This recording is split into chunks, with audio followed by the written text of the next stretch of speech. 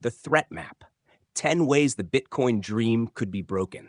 A Flint West special report. Every system built to resist collapse eventually meets the thing it never prepared for.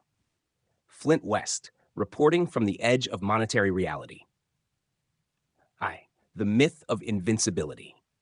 There was a time when Bitcoin was just code and conviction, when its enemies were visible: centralized banks, corrupt institutions, the fiat death spiral. Every battle was fought in the open, and every victory was another notch in its armor. Mt. Gox survived. China bans shook it off. COVID crash rebounded harder. But that armor has made us lazy. What if the next set of threats doesn't come from governments or exchange hacks, but from within our own infrastructure? What if the enemy isn't trying to shut Bitcoin down, but to reshape it in their image? This isn't a warning, it's a map, a threat map. 10 ways the Bitcoin dream could fracture, quietly, incrementally, irreversibly. 2. The threat map. 1. Rehypothecation spiral. When ETFs and custodians start lending out Bitcoin behind the scenes, the system starts to mirror the one it meant to escape. One coin, 5 claims. And when it snaps, just like gold, the realization hits: most people never owned what they thought they did.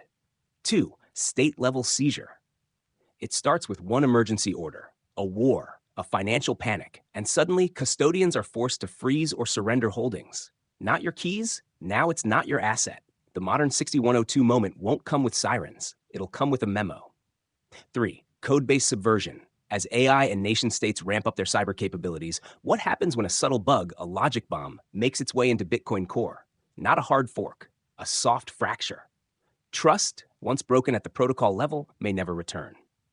4. Coordinated ESG crackdown. Framed as climate policy, branded as progress, but underneath, a silent demining campaign. One jurisdiction at a time. POW becomes unbankable, uninsurable, untouchable, and the hash migrates into shadows.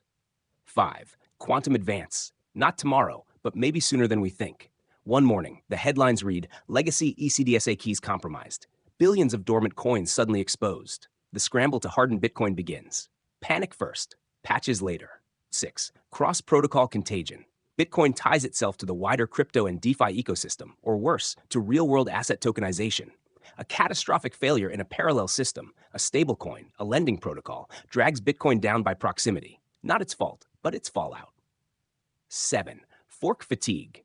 Years of ideological splits, competing narratives, and protocol tinkering wear down the social layer.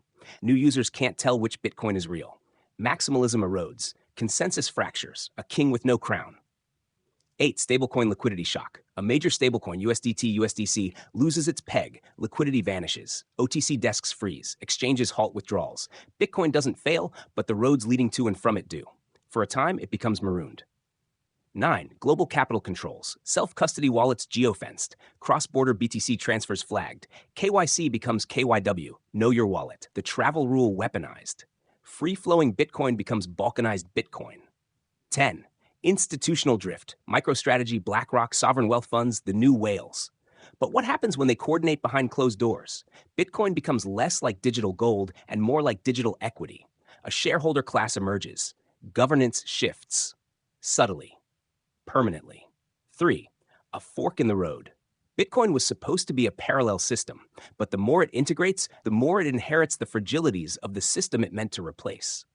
Every threat listed here isn't about breaking Bitcoin. It's about co-opting it, commercializing it, or soft forking its meaning. So what comes next? This map isn't destiny. It's a warning. Each threat can be mitigated, but only if seen, only if named. We must defend Bitcoin not just from its enemies, but from its own success.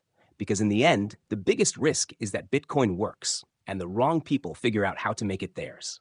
Flint West, reporting from the macro frontier.